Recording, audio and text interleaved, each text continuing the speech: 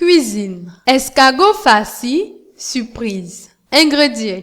15 g de gousses d'ail, 15 g de racines de gingembre, 8 g de ciboule, 7 g de ciboulette, 34 g d'oignons rouges, 7 g de persil, 2,6 g de sel, 0,7 g de poivre du moulin, 250 g de crème liquide entière, 1,6 g d'anis étoilé, soit 2, 255 g d'escargot, 48 pièces, 40 g de pignons. Préparation. Préparez votre pâte à choux, remplissez une poche à douille et dressez sur un ou deux plaques en silicone ou sur la tôle du four recouverte d'un papier cuisson. Enfournez 45 minutes environ. Rincez sous l'eau froide les escargots cuits, égouttez. Lavez sous l'eau froide, persil, ciboulette, ciboule, épongez. Épluchez les gousses d'ail, enlevez le gemme central. Épluchez la racine de gingembre, coupez en lamelles. Enlevez les feuilles abîmées de l'oignon frais du jardin.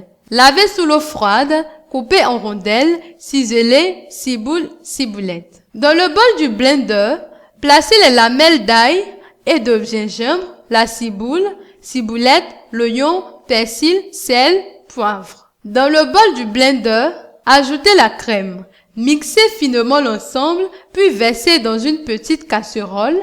Ajoutez l'anis étoilé, mélangez, portez à ébullition, puis à feu doux 15 minutes. Dès que la crème épaissit, goûtez, rectifiez l'assaisonnement, enlevez l'anis étoilé, ajoutez les escargots, cuis quelques minutes pour les réchauffer. Faites dorer les pignons de pain.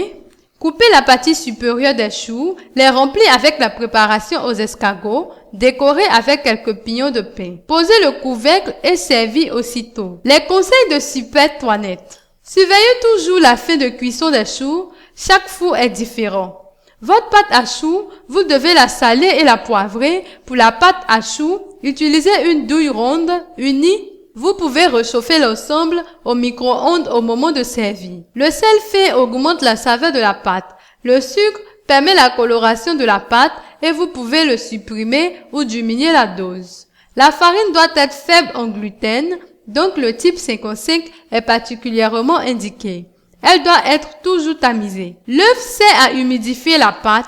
Il permet une coagulation rapide de la partie extérieure des pièces, choux et clairs, afin d'emprisonner la vapeur d'eau. Bon courage, mais régalez-vous!